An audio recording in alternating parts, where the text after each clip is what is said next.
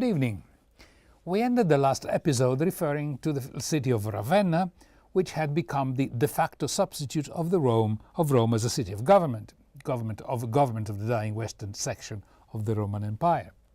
We jump now to the year 425 AD, when a lady to whom we already referred briefly, Galla Placidia, daughter of the Emperor Theodosius, moved from Constantinople to Ravenna, along with her young son Valentinian and daughter Honoria. In that same year, 425 AD, Valentinian and his mother marched on Rome, where her 7-year-old son was crowned with the Western imperial diadem and the name of Augustus, after which mother and son returned to Ravenna, where she remained the Empress Regent, even when her grown-up son, Valentinian, could have technically been the leader of the band, so to speak. If we are to believe the historians of the time, Galla Placidia was mostly interested in fighting the various heresies that plagued the initial century of the Christian Church.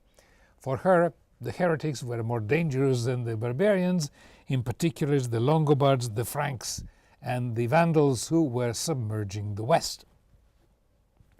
To deal with this threat, Galla relied on two characters, a grandee at the court of Ravenna called Etium, who had spent his youth as a hostage of Alaric, the general who sacked Rome, as we saw in the last episode. And later, the same Etium was also a hostage to the Huns, whom we will see also later in this episode. The second fiduciary man of Galla Placidia was a general called Boniface, who had been sent to North Africa to fight the Vandals, or the barbarians. Apparently, Etium in Ravenna, and closer to Galla, tried to undermine Boniface. As a consequence, Boniface allied himself with the Vandals. Then the plot to undermine Boniface was discovered, but it was too late now to repel the Vandals back to Spain. North Africa was then called the granary of Italy, especially of Rome, but the grain was by now in the hands of the Vandals. And the contemporary historian has given us a vivid description of the Rome in the middle of the 5th century. The population of the city was increased by massive immigration from the countryside, and what we can call the middle class, composed of medium or medium-sized farmers, had disappeared. But there still existed in Rome a large aristocracy whose prosperity derived from their enormous land holdings. There were magnificent palaces filled with waiters and cooks. There were wonderful carriages with 4 and 8 horses, and there were what we can call mass charity distributions. And in essence, much of the population survived on these distributions. Galla Placidia was aware of this, but did not have the means to remedy the situation. From her palace in Ravenna, she continued to fight the heretics, and probably she felt that at this point in history, only the Church could survive the fall of the Roman Empire and ensure some kind of resurrection of what we call today spiritual and cultural values. When she felt near death, she moved the court from Ravenna to Rome to consult with the Pope, who at the time was Leo I. We will meet him later, when he confronted Attila the Hun. Galla believed that by now the Pope was the effective successor rather than her somewhat effeminate son Valentinian, or her daughter Honoria of dubious character, as we would say today. Galla died on November 27, 450 AD. She was not even 60. Her embalmed body was brought to Ravenna, where it remained for 1,000 years in the church of San Nazarius and Celso. Then an imprudent visitor in 1577 used a candle to have a better view of the relic. The garments took fire and everything turned into dust. At the beginning of this series, I said that the history of Italy began with the Huns, who, migrating from Orient towards the West, pushed the barbarians ahead of them towards Italy, causing or at least contributing significantly to create the conditions for the collapse of Rome as the center of the Western Roman Empire. Let's then talk about the Huns. To drive the Huns towards the heart of today's Hungary had been a king named Rua. He died in 433 AD, 17 years before the death of Galla Placidia. On the throne of the Huns were now his nephews, named respectively Attila and Bleda.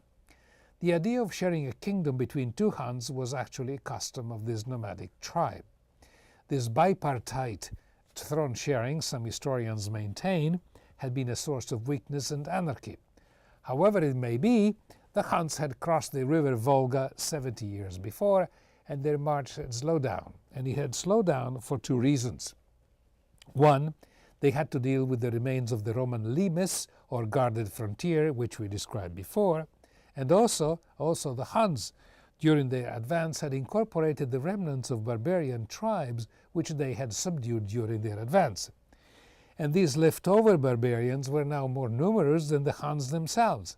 And unlike the Huns, their new associates, if we can call them in this way, liked better a house or a hut, however primitive, than the constant roaming on the back of a horse, which was the way of life of the Huns. A Greek writer by the name of Prisco has left a description of the Huns less terrifying than the description by Ammianus Marcellinus, whom I mentioned in a previous episode. The Huns had a capital, however primitive, and it was called Etzelburg, close to today's Budapest in Hungary. Priscus says that the characteristics of that village was the impressive variety of races that inhabited the compound. There was no written language, no laws, no bureaucracy, and foreign delegations would set up the tents they brought along with them and waited for the king to receive them, sometimes waiting for months. Of Bleda, the other ruler, we know only that he was very fond of a black dwarf called Zerkon. As for Attila, the Goths had given him that name, which means little father, and his main quality was the terror that he inspired, coupled with extreme avarice. His power rested on the fear that he inspired. When his lieutenants, after coming in contact with the Roman Empire, started using plates and wearing silk dresses, he continued to wear skins and to warm raw meat between his thigh and the side of his horse.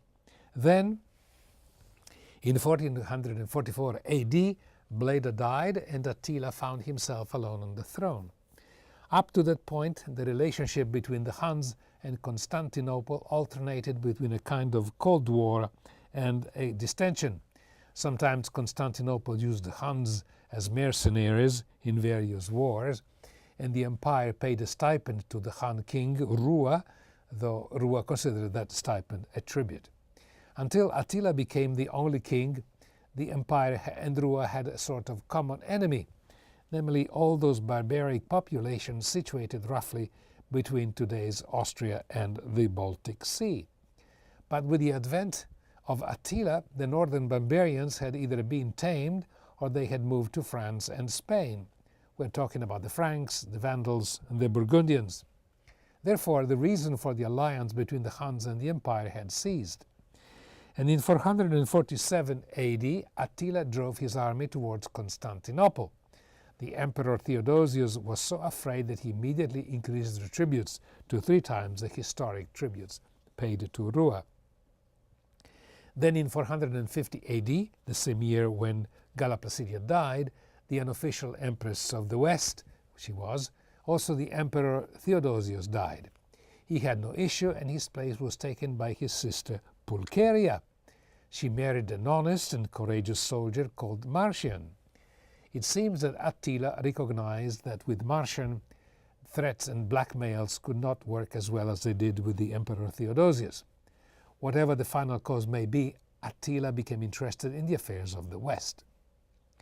If we are to believe the historians, the excuses for the hostilities with the West have a romantic root. We saw earlier that Galla Placidia had a son, Valentinian, and what we may call today a wayward daughter called Honoria, to the point that her mother had confined Honoria to Constantinople, imposing upon her a life of study and prayers under the guard of Pulcheria. But Honoria, tired of her secluded life, managed to send a message to Attila saying that she would marry him if he freed her from her monastic retreat in Constantinople. Attila had a large number of wives already, but what interested him was the idea of marrying Honoria and acquiring much of the Western Empire as a dowry. In 450 AD, he sent a message to her brother Valentinian claiming the hand of Honoria. Valentina replied that Honoria was already married, which may or may not have been true, but in any event, Attila was ready for a war of conquest in the west, and he sets his eyes on France. The reasons for his choice are uncertain. The Franks had not yet established their predominion, and roughly speaking, this was the disposition of the barbarian hordes in what we today call France. Yet technically, France was still part of the Roman Empire. Every now and then, the imperial representatives would ally themselves with this or that barbarian tribe or horde. The function of the imperial representatives, determined with the wisdom now of the after times, was the inspiration of a certain respect for the Latin culture, the Latin language, and for the legal and administrative Latin institutions. Attila began his invasion from what today is Belgium, and in a short time destroyed all the cities of northern France, including Paris, which at the time was but a small village. And here is a list of Attila's destructive advance. He went as far south as the pleasant town of Troyes. The historians who wrote about this scourge only told us of miracles performed here and there by various bishops who allegedly were able to reduce or soften Attila's destructive power. The most memorable battle between Attila and the forces of Theodoric, king of the Visigoths, united with the army of Aetius, who had come from Ravenna to help front the enemy, is referred to as the Battle of Cataulonian Fields or Battle of Chalon. According to the historian Jourdain, 162,000 soldiers died in that battle, and in importance that battle compares in impact with the Battle of Poitiers in 732 AD, which stopped the conquest of Europe by the Muslims who were advancing from Spain. And the Catalonian fields, destiny decided that Europe would remain in the hands of the Latins and the Germans rather than the Huns. But that was not yet the end of Attila. Back in Etzelburg, he prepared another invasion, this time in Italy. By now there was no army opposing him. The only city that opposed him was Aquileia, which at the time was one of the most important cities in Italy, and the hub of commerce with Austria, which at the time was called Noricum, and with Yugoslavia, which at the time was called Illyria. Aquileia had impressive fortifications, as you can see in this reconstruction. The story or the legend goes that Attila was on the point of abandoning the siege when he saw a flock of cranes leaving the city. Attila was superstitious, and he saw in this the imminent sign of capitulation. Whatever the case may be, Aquileia was overrun, there were few survivors, and the city was completely destroyed. Attila then proceeded towards Milan, choosing for his headquarters the imperial palace, the same in which Emperor Constantine had proclaimed with an edict the triumph of Christianity. And this is what remains of today of the palace. The hordes of Attila continued south to Pavia and then mysteriously stopped instead of advancing towards Rome. Now there are various suppositions as to why Attila halted, but in the meantime news reached him that an embassy was arriving from Rome, guided by none less than the Pope called Leo I. Attila met with him on the banks of the river Mincio in the summer of 452 AD. The encounter was rendered famous by Raphael in his well-known painting, now in the Apostolic Palace in the Vatican. The painting is beautiful, but the scene is not very credible. Attila was a pagan, and it was not easy to impress him. There are two versions as to why Attila desisted from his march on Rome. One is that he had heard that Marcian, the husband of Empress Pulcheria, was arriving with an army to confront him from Constantinople, and the other is that he had the symptoms of an illness that soon later was to kill him. He was often attacked by heavy hemorrhage from the nose coupled with dizziness, and his last act from Etzelburg was to send a message to Marcian in Constantinople, peremptorily asking for a tribute. Then he married yet another wife, a beautiful young girl called Ildica. He ate and drank too much during the following banquet. He was found dead the next day, choked by his own blood. His body was composed into a coffin of gold, the gold coffin into a coffin of silver, and the coffin of silver into a coffin of iron. And all this was buried along with a coffin full of jewels. As with the Gothic king Alaric, the slaves who buried Attila were immediately killed so that the burial site would remain secret. And being undertaken, we may say, in the 5th century was a dangerous profession. The end of Attila coincided with the end of the Huns. The many sons he had from his many wives couldn't agree of what to do, and in small groups the Huns headed again towards the east, losing themselves in the immense Russian steppes. No traces of the Huns remained. The dissolution was complete. However, though he did not know it, Attila was the involuntary founder of Venice. To flee from Attila, the inhabitants of the cities along the path took refuge in the islands of the lagoon. They were the forerunners of those who, a few centuries later, would dominate the Mediterranean and contain the advance of another conquering Asiatic tribe to which the original Huns belonged, namely the Turks. In the map, the red and pink areas were cities and lands directly under Venice control at the beginning of the 16th century. The yellow areas were the seas under the control of the Venetian fleet. Another aftermath of Attila's adventures was the affirmation of the spiritual over the temporal power, symbolized by the meeting of Pope Leo I with Attila on the river Mincio. For people at large attributed to the Pope the merit of having stopped Attila from marching on Rome. But Attila was not the end of the troubles for Rome and for the almost moribund western wing of the Constantinian Empire. Still, we could say that sometimes the 5th century historical plots read like the front pages of a tabloid. We saw earlier on that Honoria, the daughters of Galla Placidia, from her retreat in Constantinople, where she had been confined by her mother, wrote to Attila asking him to free her from her prison. We saw also that her brother Valentinian, now emperor in the west, had at his service two generals, Aetius, who had fought against Attila in the Battle of the Catalonian Field. Still, one day in 454 AD, Valentinian invited Aetius to his palace and killed him. Why he did so is unknown. Nevertheless, a few months later, two veterans who fought with Aetius killed Valentinian when Valentinian was in Rome, which created a curious situation, because now Rome had no longer an emperor, meaning Valentinian, nor a general, meaning Aetius. There only remained the empress Eudocia, widow, apparently unfaithful wife of Valentinian.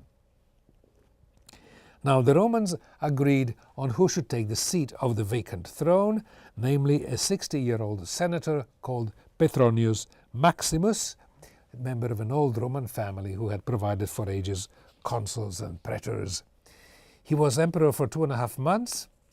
Petronius asked for or imposed to Eudocia to marry him. She refused, and this is when the event becomes tabloid material. She asked the help of Genseric or Gens Gaiseric, king of the famous Vandals. Would he come to free her from Petronius? We should say something now about the Vandals. Their history goes back to the 3rd century, from when the Roman emperor of the time was Aurelian. And he made them confederates, or federati as they call them in Latin. They too had established themselves in what today is Hungary and had become Arians, according to the historian Ulfila, whom we mentioned in the first episode of the history of Italy. Then the Vandals too, at the beginning of the 5th century, pushed on by the arrival of the Huns, moved towards the west. But rather than crossing the Alps, as Alaric had done, they crossed the river Rhine and began their march towards the south, crossing the Pyrenees and reaching Andalus. In fact, the name of Spain was Andalus, that is, both Old Spain and current-day Andalusia, owe their name to the Vandals. Now the plot thickens. Earlier on I spoke of Aetius and Boniface, two generals at the service of Empress Galla Placidia.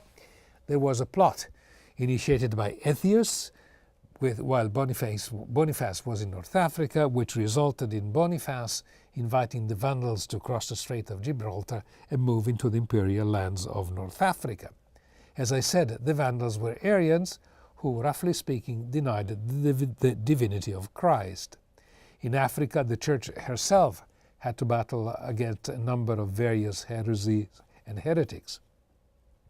On top of this morass, the Vandals added for good measure their implacable zeal for religious persecution, especially their king Genseric. Thanks to this religious persecution mania, if you like, the Vandals have given to various languages the terms vandalism and or vandalic to describe warrantless destruction. It is from North Africa that, after assembling a fleet using Roman slave labor, Genseric and the Vandals moved to attack Rome. Once more, Pope Leo I was called on to negotiate with Genseric, but all he could do was to ask him to spare the lives of the Romans who he was going to rob. This attack of Rome went on for 14 days, and then he left, bringing with him the Empress Eudocia, who, according, as I said, to this tabloid-type story, was the one who invited Genseric to free her from her marriage to the old senator Petronius. From the time onward, Genseric decided that the best way to enrich himself and the Vandals and the Vandal kingdom was piracy. After building a suitable fleet, we could say that he became the first notable pirate-in-chief of the Mediterranean. After the sack of Rome by Genseric in 455 AD, Rome remained for 2 months without an emperor, for the old Petronius had also been killed. Then, until 476 AD, Rome had a list of short-lived emperors, often emperors who had been declared to be so by some strong man in the background, just like the current-day self-appointed president of Venezuela, nominated by the Trump cartel. The last historically acknowledged emperor of the Western Empire was a young man called Romulus Augustulus. He had been appointed by his father, Orestes, who in turn had deposed the previous emperor.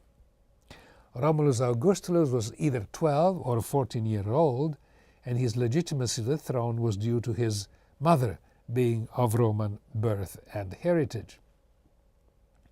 Romulus was a teenager, and it was his father Orestes who actually administered power in the name of his son. In the name of Romulus were minted various coins, gold coins in Rome, in Milan, Ravenna, and even in Arles in France, which was one of the few provinces still remained in the hands of the Romans. The most urgent problem was to manage the barbaric forces that were placed in defense of the empire, nominally loyal to the emperor, but actually kept at bay through payments made continuously by drawing on the coffers of the state. Then, in 476 AD, a mixed army of barbarian mercenaries asked Orestes, the father of Romulus, to be granted various Italian provinces or territories. He said no. The barbarians then elected Odoacer as their king. His army besieged Pavia, where Orestes had retreated with his army. Odoacer laid siege to Pavia, conquered it, and killed Orestes. Odoacer then deposed Romulus Augustulus on September 4, 476 AD. The story goes that under pressure from Odoacer, Romulus Augustulus sent a letter to the Emperor Zeno in Constantinople, in which he stated that there was no need for 2 emperors and that it was appropriate to entrust the command of Italy to Odoacer. Odoacer in turn sent to Constantinople the imperial insignia, the sovereignty of the land of the West. He then gave it to Zeno, current emperor of the East. Zeno recognized Odoacer, governor of Italy, with the title of patrician. Still, nothing much changed in the way of life of the Roman population in Italy. Institutions such as the Senate and the consulate remained standing. though essentially devoid of power. Curiously, Odoacer spared the life of Romulus Augustulus and actually exiled him to Naples to live in the villa of Lucullus, a Roman of older times, famous for his large banquets, from which the adjective Lucullian is derived, referring to a very large and sumptuous meal. Romulus Augustulus is actually a diminutive of Romulus Augustus, and by this distortion the historians indicated both his young age and his actual political insignificance. All in all, the coincidence of the return of the imperial insignia to Constantinople and the deposition of Romulus Augustulus historically can be considered as a milestone in the fateful transition from a Roman Empire, where Rome had a political significance, transition to what we call the Middle Ages, when the history of Italy took on an entirely different turn from her glorious, or at least notorious, past. But this, the God's willing, we will discuss next time. Until then, thank you for watching. I am Jimmy Moldia for Historical Sketches. Good night.